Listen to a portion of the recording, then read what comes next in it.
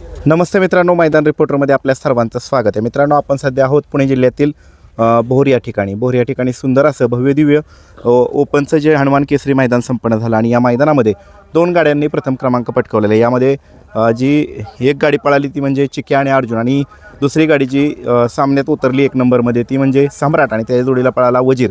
आपल्या समवेत प्रसिद्ध बैलगाडी मालक आहेत अजित शेट आहेत. अजित शेट, नमस्ते. नमस्कार. काय सांगाल, कसा आनंद आहे? पहिल्यांदाच तुम्ही बोर भागामध्ये आलाय आणि पहिल्यांदाच चिक्यानं या भागामध्ये एंट्री केल्यानंतर प्रथम क्रमांक पटकावला आहे. आजचं मैदान भोरचं आहे. मैदान खूप छान भरलं होतं बरं का. गाड्या बऱ्यापैकी जुळल्यात. जसं आपल्या भागामध्ये गाड्या जुळतात त्याच्यापेक्षा जास्त आज भोर मैदानामध्ये गाड्या जुळल्यात. आणि आयोजकांचं नियोजनही चांगलं होतं. थोडा पल्ला थोडा शॉर्ट होता आजचा बरं का. तरी बैलांनी शॉर्ट पल्ल्यामध्ये करून दाखवलं चिक्याचं आणि चिक्या टीमचं. आणि आमच्या आप्पा पडऱ्याप्पांनी आम्हाला चिठ्ठी दिली. तसंच शेवाळे पाहुण्यांनी यांचं सगळ्यांचं माझ्याकडून अभिनंदन. कारण का की आज त्यांच्या नाव आमची गाडी पळाली आणि 1 नंबर झाला आणि त्यांच्याही गाडीने आज नंबर केला. त्यांच्या गाडीने म्हणजे दोघांना एकमेकाचा लक लागला का आप्पा? आप्पा लय दिवसांनी दिसला, तब्येत ठीक आहे? नाही ठीक आहे. ओके झाली सगळ्यांच्या आशीर्वादाने. पायरा कसं काय नियोजन करण्यात आलं? पायऱ्यांचं नियोजन म्हणजे पाठीमागे झालं कारण अर्जुन पण थोडा आजारी होता. पाठीमागच्याच मैदानाला पळालो होतो पण तिथे काय फायनल न झाला गेल्यामुळं, आपली जी दुःखद घटना घडल्यामुळं त्या दिवशी काय सेमीफायनलला पण पळायला नव्हतो. तर भाऊंचं माझी चर्चा झाली ती गाडी एक मैदान पळवू, कारण अर्जुनलाही थोडंसं बॅड लक थोडं चालू होता, पहिलाचा आजारी होता. 1-2 मैदान त्याची वाया गेली. तर आज आम्ही एकत्र याचं ठरवून आज बैलांनी दोन्ही करून दाखवलास. बरं, चिरंजीव आहे काय? हा, बंधू. बरं, मोठे. आणि बंधूंना पण घेऊन आलाय? बंधू पण आज पहिल्यांदाच हो, आज ह्या मैदानात ते आले. पुण्यात असतात राहिला ते. बरं. काय करतात? कंस्ट्रक्शनचा व्यवसाय. कन्स्ट्रक्शनची. बरं, कुठं साईट चालू आहे आता? स्वतः रत्नागिरीला एक साईट चालू आहे आता. बरं, प्रोजेक्ट काय? रोड प्रोजेक्ट चालू आहे, डॅमचं चालू आहे. डॅमचं मोठी काम आहेत. आहे. मोठी काम आहेत. आज प्रत्यक्षात पाहायला आला, इतर वेळेस तुम्ही मोबाईलमध्ये बघता, आणि आज मोठे बंधू आहेत ना? हो, मोठ्या बंधूंचा नाद तुम्ही प्रत्यक्षात स्वतः पाहायला आला मैदानावर. हा नाद तर आमच्या पूर्ण कुटुंबाला आहे आणि तो आमचे मोठे बंधू पुढे जोपासत चालले, त्याच्याबरोबर आम्ही पण असतो. आम्हाला पण ह्या क्षेत्राची पहिल्यापासूनच आवड आहे. बरं.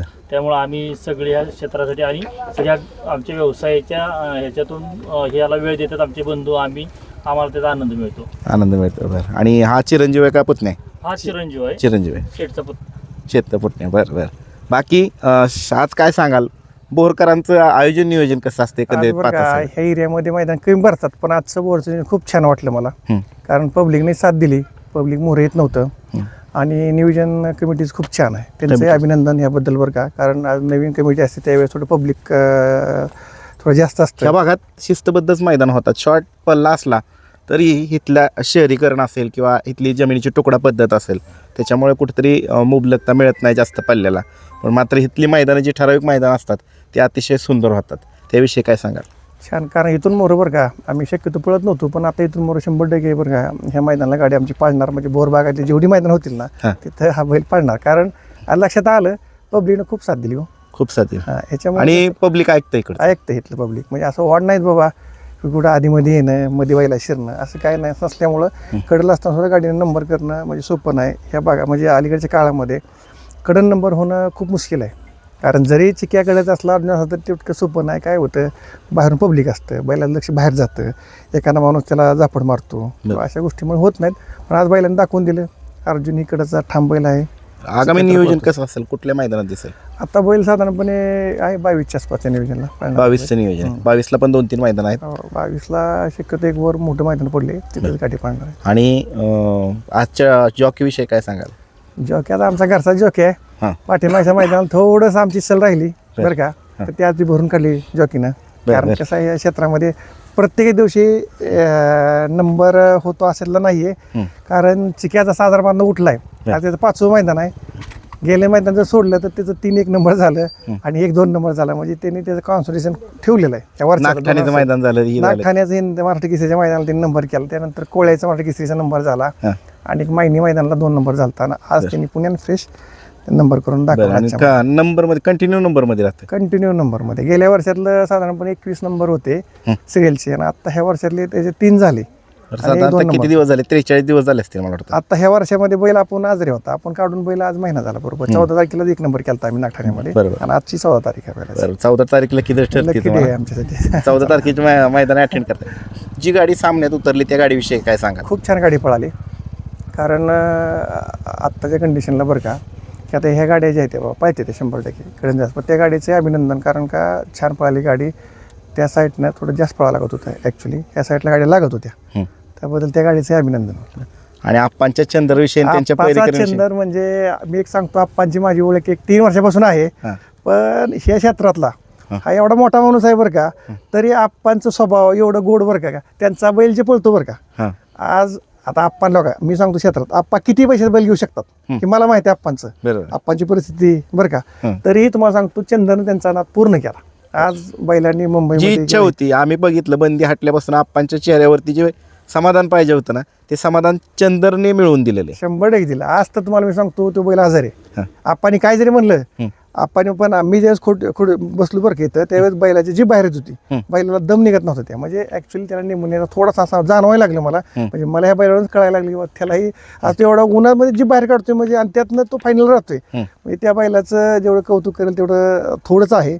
आणि आप्पांना सांगितलंय बाबा का आत्ता बैलावर लक्ष द्या. आता 1 महिनाभर म्हणलं आप्पांना मोठी बैल तरी बैल द्यावा देवा, कारण बैलाला कसं आहे जी बाहेर काढतो म्हणजे त्याला त्रास होतो, उन्हाच्या त्रासाने काढतोय, त्यात पळणं त्याचं डिहायड्रेशन होतं बैलाला, बरोबर. बैल विक होत जातात.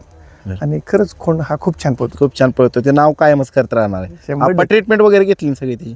घेतले ना सगळी ट्रीटमेंट घेतली. डॉक्टरने सांगितलं की एक फेरा काढून बघा. हा. फेऱ्यासाठी आम्ही इकडे आणलो होतो. पण आता फायनलच राहिला, 2 फेरं झालं. बर, ते असेल त्याला आराम करायचा असेल म्हणून ते म्हणलं असेल चला फायनलचाच गुलाल घेऊन देऊ मालकाला. म्हणजे आता फेऱ्याला बी बैल नव्हता, हा, मग आपण म्हणलं चला आता हे एक न्यायचा आहे, तर त्याला सायको आणला होता, त्याच्यानुसार नियोजन केलं. त्याला शेव टाकला होता आपला डॉर्लीचा हरण्या. हा, द्वारली सर. त्यामुळे आमच्या त्याच गाडीवर लक्ष होतं. बर पण रात्री ह्यांना जुळेवाडीच्या राजावाल्यांना फोन केला, बर त्या माऊलीने बी आपल्याला नाही म्हणले नाही. बर बर. त्यांनी आपल्याला एका शब्दावर बैल दिलाय. हा, काय? आणि त्यांनाही माहित नव्हतं की नुसता फेऱ्यासाठी आणला होता ह्यो. अजित शेट यांची म्हणजे बैलाच्या आजारपणाच्या संदर्भातली पारख कशी लगेच त्यांनी डिक्टेट केलं की असा असा त्रास आहे, तुम्ही पण नाही, लगेच त्यांनी मला सांगितलं काय करायचं काय नाही काय. आणि ते जे काय माझ्याबद्दल सांगतात त्यांचा लय मोठापणा आहे. बर बर. चला, तुमचं सगळ्यांचं अभिनंदन. आणि बापू शेवाळ राहतील परत नाराज होतात ते माझ्यावर. बरं बरं, म्हणजे मैत्रीपूर्ण नाराज होतात तशी नाही. बापू का हो, मैदान कॅन्सल झाल्यावर तुम्हाला लयच ही होतं काय, म्हणजे काय अडचण काय, कशामुळं? एक तर आत्ताच्या ह्याच्यात मैदान पैरे झालेले असतात, पहिरे झालेले असते. हा, मोठे मोठे पैरे, बैल जरी पळत असला तरी शब्द दिलेले असतात एकमेकाला, बरोबर.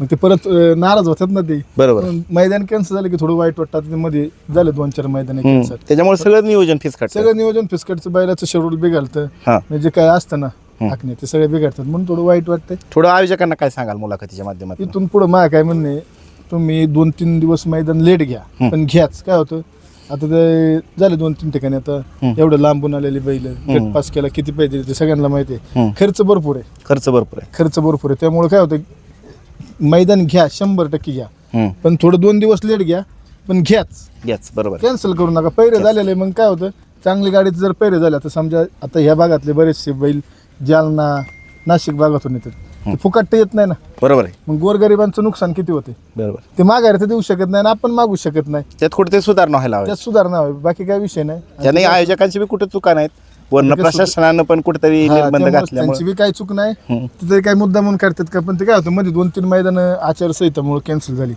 परत ते दादांचं झाल्यामुळं त्यातलं काय नाही विलाजच आहे. हा, बरोबर. पण त्यामुळे काय होतं, तिकडून आलेली बैल गोरगरीब असतात, त्यांचा खर्च भरपूर आहे. बरोबर. आता आपल्या भागातल्यांचं जातं सापातून, पण तिकडून आलेली मग म्हणतात शेट असं, त्यामुळे थोडं ते होतं. बरोबर आहे. आजचा आनंद कसा आहे?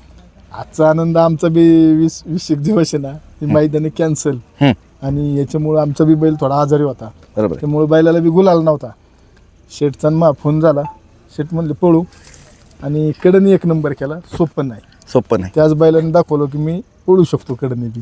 सामन्या निकालात उतरलेल्या गाडीच्या विषयी काय सांगाल? ती बी गाडी चांगली पळाली, तिकडून जरा जास्त पळायला लागत होतं, आणि त्या बी गाडीचं अभिनंदन. हे तुम्ही दोघांनी मोठ्या मनाने मान्य केलं.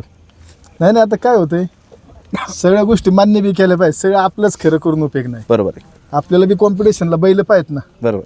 ती बी बैल चांगली पळाली. म्हणजे ती टॉप त्यांना कॉम्पिटिशन देऊ शकतात, टप देऊ देऊ शकतात. शकतात. बरोबर. हे चालतंय. क्षेत्र असं आहे, कधी काय होऊ शकतं. बघा हे पाहिजे, मोठेपणा पाहिजे, असं बोललं पाहिजे.